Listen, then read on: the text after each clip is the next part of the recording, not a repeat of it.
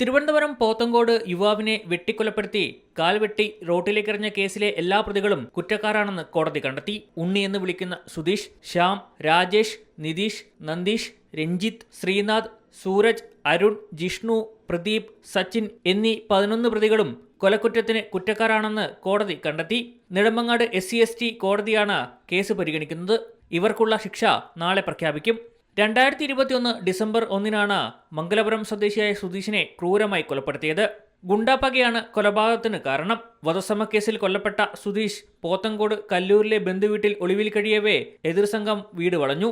അക്രമി സംഘത്തെ കണ്ട് ഒരു വീട്ടിൽ ഓടിയൊളിച്ച സുധീഷിനെ പിന്തുടർന്നെത്തിയ സംഘം മാരകമായി വെട്ടിപ്പരിക്കേൽപ്പിക്കുകയായിരുന്നു. പ്രതികൾ സുധീഷിനെ വെട്ടിക്കൊലപ്പെടുത്തി വലതുകാൽ വെട്ടിയെറിഞ്ഞു. കാൽ വഴിയിലെറിയുന്നത് CCTV ദൃശ്യങ്ങളിൽ പതിഞ്ഞിരുന്നു. പ്രതികൾ സഞ്ചരിച്ച ഓട്ടോ തിരഞ്ഞതോടെയാണ് എല്ലാ പ്രതികളിലേക്കും എത്താൻ കഴിഞ്ഞത്. ഉണ്ണി എന്ന സുധീഷാണ് 1-ാം പ്രതി. കൊല്ലപ്പെട്ടയാളിന്റെ ഭാര്യ സഹോദരൻ ശ്യാം, നിരവധി കേസിൽ പ്രതിയായ ഒട്ടകം രാജേഷ് എന്നിവരാണ് 1 മുതൽ 3 വരെയുള്ള പ്രതികൾ.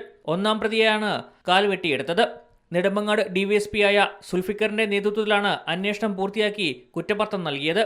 ഹൈക്കോടതിയിലെ പ്രമുഖ അഭിഭാഷകർ പ്രതികൾക്ക് വേണ്ടി ഹാജരായി. C Malayalam news, Thiruvananthapuram. പുതിയ വാർത്തകളും വിശേഷങ്ങളും ഇനി വിരൽ തുമ്പിൽ. എല്ലാ ഡിജിറ്റൽ പ്ലാറ്റ്ഫോമുകളിലും ഇപ്പോൾ സി മലയാളം ന്യൂസ് ലഭ്യം.